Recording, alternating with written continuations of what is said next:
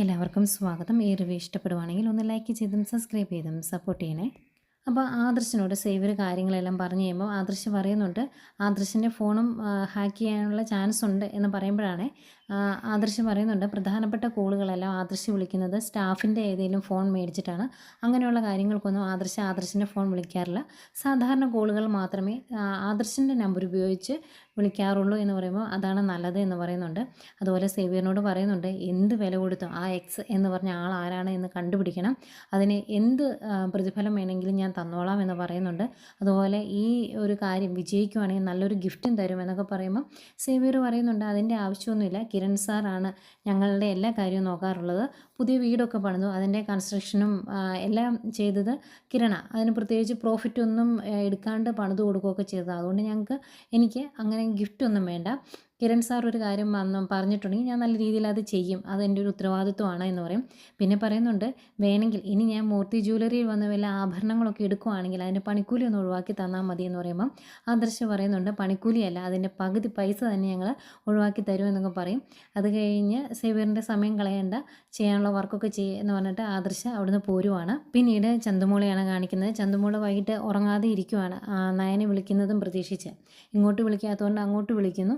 അത് കഴിഞ്ഞ് വിശേഷങ്ങളൊക്കെ ചോദിക്കും. വയറ്റിൽ കുഞ്ഞാവയ്ക്ക് സുഖമാണോ എന്നൊക്കെ ചോദിച്ച് കുറച്ച് കുശലമൊക്കെ പറഞ്ഞിട്ട് ഗുഡ് നൈറ്റൊക്കെ പറഞ്ഞ് ഫോൺ വയ്ക്കുവാണ്. പിന്നെ നയന ദേവയാനോട് പറയുന്നുണ്ട്, മോൾക്ക് എന്തെങ്കിലും വിഷമം ഉണ്ടെങ്കിൽ ഇടയ്ക്ക് കൊണ്ടുപോകാനെന്ന് പറയും. അന്നേരം നാളെ സ്കൂളിൽ കൊണ്ടുവിടാൻ പോകുന്നു ഞാൻ, അപ്പം നേരത്തെ ഇറങ്ങാം, അവിടെ കയറിയിട്ട് പോകാം എന്നൊക്കെ പറയുന്നുണ്ട്. അതുപോലെ കനകയും ഉറങ്ങാതെ നോക്കിയിരിക്കുവാണ് നന്ദുവിന് വേണ്ടി. 10 മണിയായിട്ടും കണ്ടില്ല.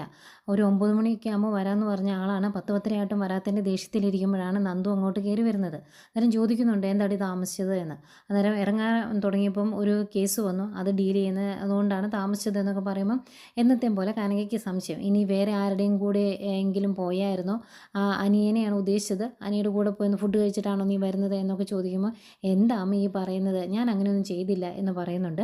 അന്നേരം കനക പറയും, നിന്നെ വിശ്വസിക്കാൻ പറ്റത്തില്ല, അവൻ തിരക്കാണ് എന്ന് ഞങ്ങൾക്കറിയാം, പക്ഷെ നിനക്ക് വേണ്ടി എന്ത് തിരക്കും അവൻ വേണ്ടെന്ന് വെക്കും, ആ ഒരു അവസ്ഥയാണല്ലോ അവൻ്റെ എന്നൊക്കെ പറയുമ്പം എൻ്റെ പൊന്നമ്മ ഞാൻ ആകെ മടുത്തിരിക്കുവാണ്, അമ്മയ്ക്ക് പാല് കൊണ്ടുതരാൻ എന്തെങ്കിലും ഉദ്ദേശം ഉണ്ടെങ്കിൽ കൊണ്ട് തന്നേരെ, അത് കഴിച്ചിട്ട് ഞാൻ കിടന്ന് ഉറങ്ങിക്കോളാം, എനിക്ക് നല്ല ക്ഷീണമുണ്ട്, ഇന്ന് രാവിലെ തൊട്ട് ഓരോ ജോലിയായിരുന്നു എന്നൊക്കെ പറഞ്ഞിട്ട് നന്ദു അങ്ങ് കയറിപ്പോവും. പോയി കഴിയുമ്പം ഗോവിന്ദൻ പറയുന്നുണ്ട്, അവൾക്ക് നല്ല റിസ്ക് ഉള്ള ജോലിയാണ്, അതിനിടയ്ക്ക് ക്ഷീണിച്ചു വരുമ്പോൾ നീ ഇങ്ങനെയൊന്നും പറയരുത് കേട്ടോ, അത് അവൾക്ക് ബുദ്ധിമുട്ടാക്കും എന്ന് പറയുമ്പോൾ കനക പറയുന്നുണ്ട്, ഞാൻ അനിയയുടെ കാര്യം മനഃപൂർവ്വം പറയുന്നതാണ്, കാരണം അവനെ വിളിക്കുന്നുണ്ടോ എന്ന് എനിക്ക് സംശയമുണ്ട്, അതുകൊണ്ട് അത് നമ്മൾ ശ്രദ്ധിക്കുന്നുണ്ടെന്ന് അവൾ മനസ്സിലാക്കണം, അതിനെ ഞാൻ ഇങ്ങനെ പറഞ്ഞതെന്ന് പറയുക. ഈ സമയമെല്ലാം ഭയങ്കര ടെൻഷനിലായിരുന്നു അനി അങ്ങോട്ട് വിളിച്ചിട്ട് നന്ദു ഫോൺ എടുക്കുന്നില്ല. പക്ഷേ നന്ദു ഇങ്ങോട്ടൊരു വോയിസ് അയച്ചിട്ടുണ്ട്, എടാ ഇന്നലെ ഞാൻ ചെയ്തതിന് നീ എന്നോട് പ്രതികാരം ചെയ്തു അല്ലേ, ഒരു 2-3 മണിക്കൂർ ഒരാളെ കാത്തു നിന്നിട്ടും കാണാതെ വരുമ്പോൾ ഉണ്ടാകുന്ന വിഷമം എന്താണ് എന്ന് എനിക്കിന്ന് മനസ്സിലായി, അത് നീ എനിക്ക് മനസ്സിലാക്കി തന്നല്ലോ, താങ്ക്സ് എന്നൊക്കെ പറഞ്ഞൊരു വോയിസ് ഇട്ടിട്ടുണ്ട്. ഇതുപോലൊരു വോയിസ് എനിക്ക് അങ്ങോട്ടും ഇട്ടാൽ മതിയായിരുന്നു, അമ്മയൊക്കെ കൂട്ടി ഞാൻ പുറത്ത് പോവുകയാണ്, അതുകൊണ്ട് വരാൻ പറ്റില്ല, അതുകൊണ്ട് നീ എന്നെ കാത്തു നിൽക്കണ്ട എന്ന് പറഞ്ഞാൽ തീരുന്ന പ്രശ്നമല്ലേ ഉണ്ടായിരുന്നുള്ളൂ. ഇവനെ പിടിച്ച് MD ആക്കിയ ആദർശിനെയും അതുപോലെ മുത്തശ്ശനെയും പറഞ്ഞാൽ മതി. പക്ഷേ മാളവിക നല്ല സൂപ്പറാട്ടോ. മാളവിക ഡേവിഡിൻ്റെ കൂടെ പുറത്ത് പോകുന്നുണ്ട്, എന്നിട്ട് സംസാരത്തിലൂടെ എങ്ങനെയെങ്കിലും അയാളുടെ രഹസ്യങ്ങൾ ചോർത്തിയെടുക്കാൻ വേണ്ടി ശ്രമിക്കുന്നുണ്ട്. ഡേവിഡിനോട് ചോദിക്കുവാണ്, ഞാൻ അന്ന് കൊണ്ടുവന്ന ഡിസൈൻസ് ഒന്നും സാറിന് ഇഷ്ടപ്പെട്ടില്ല, പക്ഷേ വേറെ ആർക്കും ഇഷ്ടപ്പെട്ടു, അതുകൊണ്ടാണല്ലോ എന്നെ അവിടെ ഡിസൈനറായിട്ട് തിരഞ്ഞെടുത്തത്, അതാരാ എന്ന് ചോദിക്കും. അന്നേരം അതെന്താ അങ്ങനെ ഒരു സംശയം മാളവിക, അതെന്തിനാ അങ്ങനെ ചോദിച്ചതെന്ന് ചോദിക്കുമ്പോൾ, അല്ല അങ്ങനെ ഒരാൾ ഉള്ളത് കൊണ്ടാണല്ലോ എന്നെ അവിടെ സെലക്ട് ചെയ്തത്, അയാളെ കാണുവാണെങ്കിൽ ഒരു താങ്ക്സ് പറയായിരുന്നു, അതിന് വേണ്ടിയാണ് എന്ന് പറയുമ്പം ഡേവിഡ് പറയുന്നുണ്ട്, അങ്ങനെയുള്ള കാര്യങ്ങളൊക്കെ എന്നോട് പറഞ്ഞാൽ മതി, ആ താങ്ക്സ് ഒക്കെ ഞാൻ അങ്ങ് അറിയിച്ചോളാം, എൻ്റെ മുകളിൽ പ്രത്യേകിച്ച് ആൾക്കാരൊന്നുമില്ല, ഞങ്ങൾക്കൊരു വിങ് ഉണ്ട് ഡിസൈനേഴ്സിൻ്റെ, അതിൽ ഞാൻ ഡിസൈൻ അയച്ചു കൊടുക്കും, അവർക്ക് ഇഷ്ടപ്പെട്ടാൽ അവർ അപ്രൂവ് ചെയ്തിട്ടുണ്ടെങ്കിൽ ഞാനത് സമ്മതിക്കും, എനിക്ക് ബിസിനസ് ചെയ്യാനറിയാം, പക്ഷേ ഡിസൈനെ പറ്റി വലിയ അറിവില്ല, അതുകൊണ്ടാണ് എന്ന് പറയും. എന്നിട്ട് പറയുന്നുണ്ട്, ഇനി മാളവിക എന്ത് ഡിസൈൻ വരച്ചു തന്നാലും ഞാൻ അതങ്ങ് സ്വീകരിക്കും, കാരണം മാളവികയുടെ ഡിസൈൻസ് അത്രത്തോളം സൂപ്പറാണ് എന്ന് എനിക്കിപ്പം മനസ്സിലായി എന്ന് പറയുവാണേ. അന്നേരം മാളവിക ഓർക്കും, ഒരു രക്ഷയില്ല പറയുന്നില്ലല്ലോ എന്നിങ്ങനെ ഓർക്കും. അതിനിടയ്ക്ക് സംസാരിച്ചുകൊണ്ടിരിക്കുമ്പം അങ്ങേര് മാളവികയെ മാളു എന്ന് വിളിക്കും. എന്നിട്ട് അയ്യോ ഞാൻ ഇങ്ങനെ വിളിച്ചെന്നോർത്ത് കുഴപ്പമൊന്നുമില്ലല്ലോ അല്ലേ, എനിക്ക് കുറച്ചുകൂടെ എളുപ്പം വിളിക്കാൻ അതാണ് എന്ന് പറയുമ്പം മാളവിക പറയുന്നുണ്ട്, എൻ്റെ വീട്ടുകാരൊക്കെ എന്നെ അങ്ങനെയാണ് വിളിക്കുന്നത് എന്ന്. അന്നേരം ഞാനങ്ങനെ വിളിക്കുന്നതുകൊണ്ട് കുഴപ്പമുണ്ടോ എന്ന് ചോദിക്കുമ്പോൾ ഒരു കുഴപ്പമില്ല, അതാകുമ്പോൾ സാറിനോട് എനിക്ക് കുറച്ചുകൂടി ഇൻറ്റിമസി വരുമല്ലോ എന്ന് പറയുവാണ്. എന്നാൽ ഞാൻ അങ്ങനെ വിളിക്കുകയുള്ളൂ. എൻ്റെ മോളെ പോലെയാണ് എനിക്കിപ്പോൾ മാളവിക. ഏതായാലും മാളവികയെ ഞങ്ങൾ പരസ്യവും ഒക്കെ കൊടുത്ത് ബൂസ്റ്റ് ചെയ്ത് കൊണ്ടുവരും. അപ്പോൾ താനെ അപ്പുറത്തുള്ള ആ നയന കളക്ഷൻസ് ഉണ്ടല്ലോ അതങ്ങ് തീർന്നു പോയിക്കോളും, അതിൻ്റെ അടിവേര് ഇളകിക്കോളും എന്നൊക്കെ പറയുമ്പം മാളവിക ചോദിക്കുന്നുണ്ട്, സാറിന് എന്തെങ്കിലും വിരോധം ഈ മൂർത്തി ജുവലേഴ്സിലെ ആൾക്കാരോടുണ്ടോ, അതുകൊണ്ടാണ് ഇങ്ങനെയൊക്കെ പറയുന്നത് എന്ന് ചോദിക്കുക.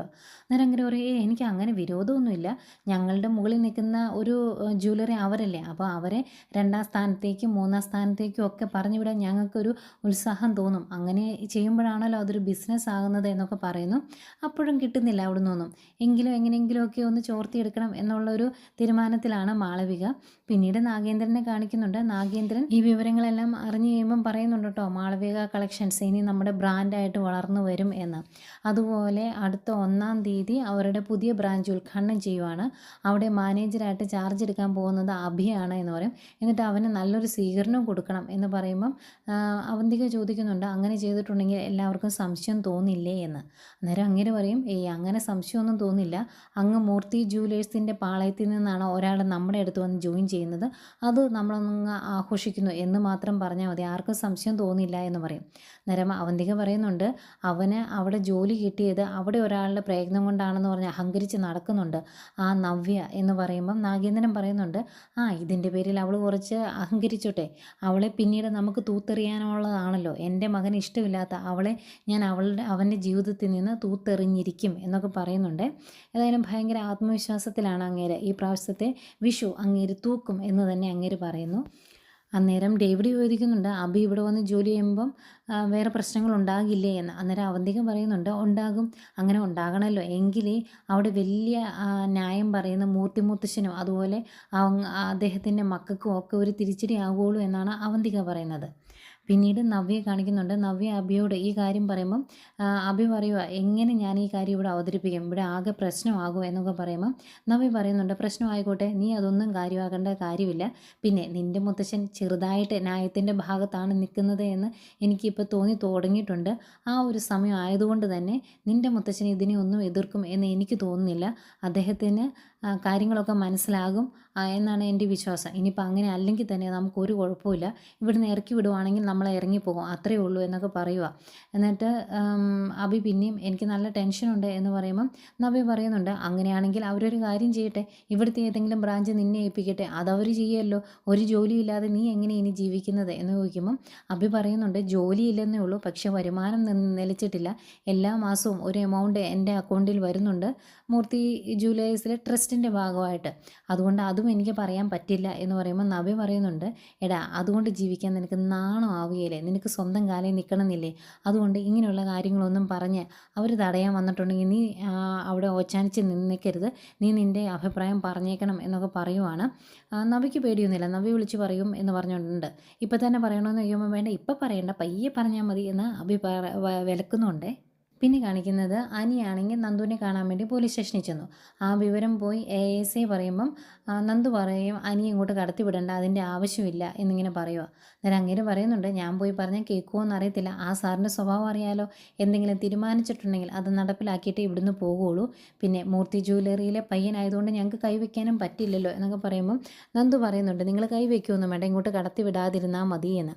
അതുപോയി അനിയോട് പറയുമ്പോൾ അനി പറയുന്നുണ്ട്, ഏതായാലും നിങ്ങളുടെ മാഡം എപ്പോഴെങ്കിലും പുറത്തേക്ക് പോകുമല്ലോ, അന്നേരം നിങ്ങളുടെ മേഡത്തെ കണ്ടിട്ടേ ഞാൻ ഇവിടുന്ന് പോകുള്ളൂ എന്ന് പറഞ്ഞാൽ അവിടെ തന്നെ ഇരിക്കുക കേട്ടോ, ബൈക്ക് പുറത്തിട്ടിട്ട് അതിൻ്റെ മണ്ടയിൽ തന്നെ കയറി അവിടെ ഇരിക്കുക. ആ സമയമാണ് കറക്റ്റ് അങ്ങോട്ട് ആദർശ് നയനയും കൂടെ വരുന്നത്.